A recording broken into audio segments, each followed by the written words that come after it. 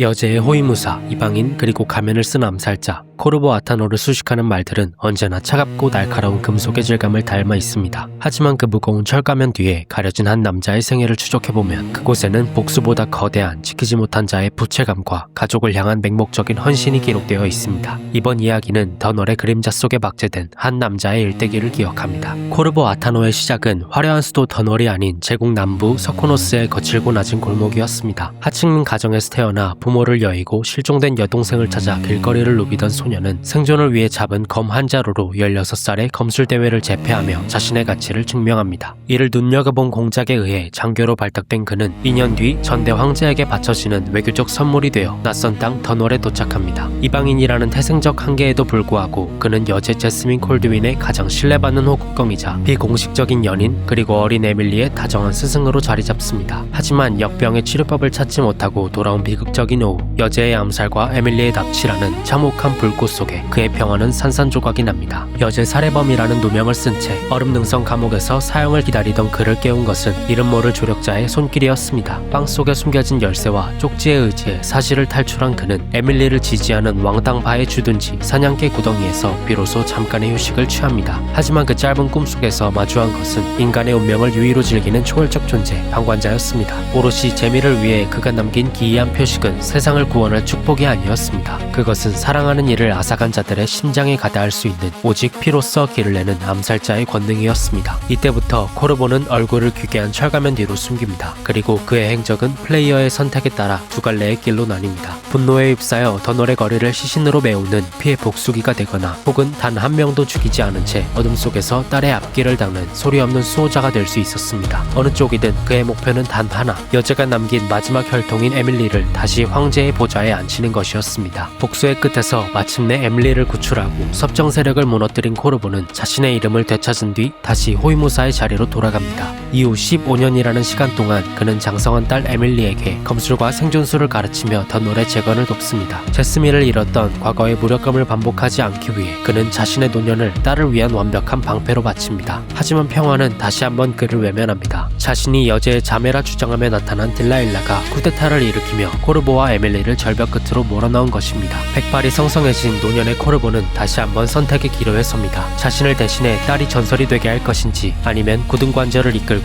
자신이 직접 다시 가면을 쓸 것인지 말입니다. 이 편의 사사 속에서 그는 전성기만큼 빠르지는 않지만 수십 년간 쌓아온 노련함과 단단해진 신념으로 다시 한번 더널의 어둠을 가로지릅니다. 그에게 이 여정은 단순한 정치적 탈환이 아니었습니다. 그것은 과거 제스민을 지키지 못했던 자신에 대한 오랜 속죄이자 딸에게 자신과 같은 어둠의 길을 걷게 하지 않겠다는 무성의 증명이었습니다. 모든 소요가 끝난 뒤 코르보 아타노는 비로소 가면을 내려놓고 한 명의 인간으로 돌아갑니다. 그는 에밀리의 처세 아래에서 더널의 영웅으로 추앙받으며 평온한 마무리를 맞이합니다. 훗날 그가 세상을 떠났을 때 그의 유해는 그가 평생을 바쳐 지켰던 여제 제스민 콜드윈의 곁에 안치됩니다. 사륙의 현장을 누볐던 암살자의 손은 마지막 순간에 이르러서야 사랑하는 이들의 곁에서 안식을 찾은 것입니다. 코르보 아타노의 일대기는 우리에게 묻습니다. 가장 강력한 힘을 가졌을 때 우리는 무엇을 위해 그 힘을 절제하거나 휘둘러야 하는가? 그의 삶은 기록된 사실만큼이나 침묵으로 가득 차 있었지만 그 침묵이야말로 가장 큰 책임감의 증거였습니다. 누군가는 그를 차가운 살인기로 기억할지 모르나 더널의 역사 속에 박제된 진실은 결국 단 하나입니다. 어떤 정의나 수식이 묻기 이전에 그는 소중한 것을 지키기 위해 기꺼이 괴물이 되었던 가장 인간적인 수호자였다는 사실입니다.